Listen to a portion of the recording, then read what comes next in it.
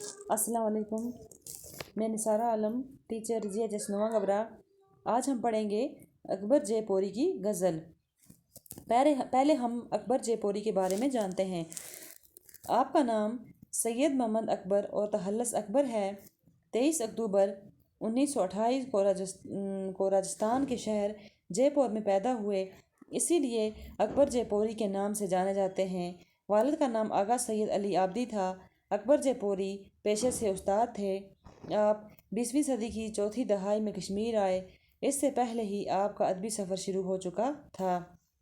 अकबर जयपुरी ने हमद, नात, मद और रसाई नज़में लिखी हैं। बुनियादी तौर पर आप रूमानी शायर थे।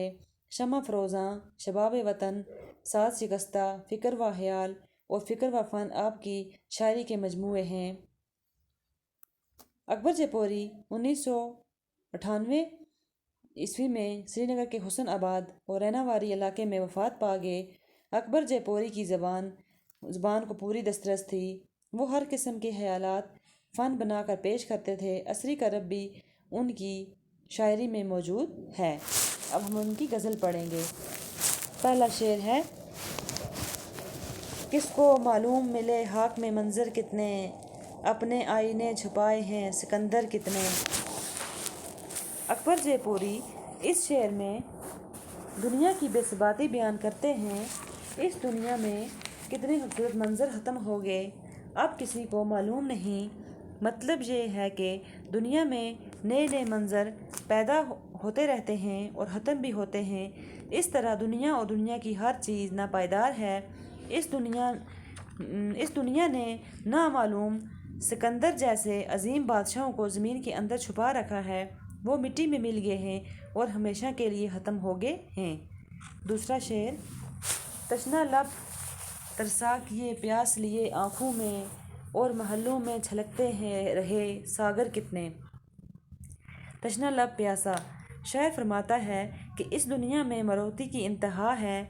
आलीशान इमारतों के अंदर जो लोग ऐश व आराम की ज़िंदगी गुजारते हैं, उनको भूखों प्यासों का ख्याल तक नहीं आता। बड़े महलों में शराब के जाम छलकते हैं, लेकिन बेचारे कितने ही लोग हैं जो आँखों में प्यास लिए हुए हैं। तीसरा शेर, परचम अमन लिए फिरते हैं शहरों शहरों, आस्तीनों में छुपाए हुए हंजर कितने। इस शेर में उन धोखेबाज और खुदगर्ज लोगों की तरफ इशारा है जो लोगों के हमदर्द और रहनुमा बने फिर रहे हैं। अमन का झंडा हाथ में लिए एक शहर से दूसरे शहर में जाकर लोगों को अमन की तलकीन करते हैं, मगर यही वो लोग हैं जो आस्तीनों में हंजर भी छुपा के रखते हैं, यानी ज़बान से एक बात कहते और दिल में कुछ और रखते हैं। असल में यही लोग इंसान और इंसानियत के छुपे दुश्मन हैं। चौथा शेर, किस तरह देता सदा मुझको पता याद न था, यूं तो बस्ती में नज़र आए खुले दर कितने। शायर फरमाता है कि जहाँ हर शख्स परेशान था, हर एक को सिर्फ अपनी फ़िक्र थी, घरों के दरवाजे खुले थे, मगर अजनबी शहर में मुझे किसी का पता भी याद नहीं था।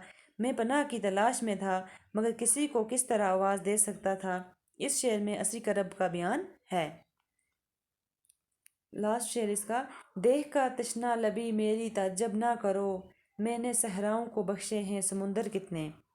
शायर फरमाता है कि मेरे दोस्तों, क्या गम है कि मैं तशना लब हूँ, मेरी ये प्यास देखकर हैरान मत होना। मैं वही इंसान हूँ जिसने बेशुमार सहराओं को समुंदर देकर सैराब किया है।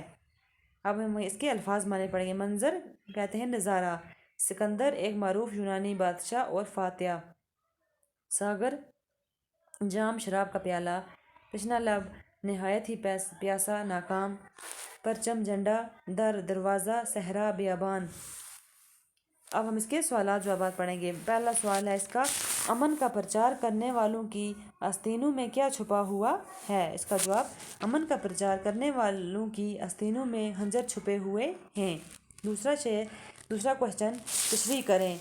किस तरह देता सदा मुझको पता याद न था, यूं तो बस्ती में नज़र आए खुले दर कितने। इसका जवाब, शायर फरमाता है कि जहाँ हर शख्स परेशान था, हर एक को सिर्फ अपनी फ़िक्र थी, घरों के दरवाजे खुले थे, मगर अजनबी शहर में मुझे किसी का पता भी याद नहीं था। میں پناہ کی تلاش میں تھا مگر کسی کو کس طرح آواز دے سکتا تھا، اس شعر میں اصلی کرب کا بیان ہے۔ اگلا کوشچن ہے، اکبر جے پوری پر ایک مختصر نوٹ لکھیے، جو ہم نے شروع میں اس کا نوٹ پڑھا ہے۔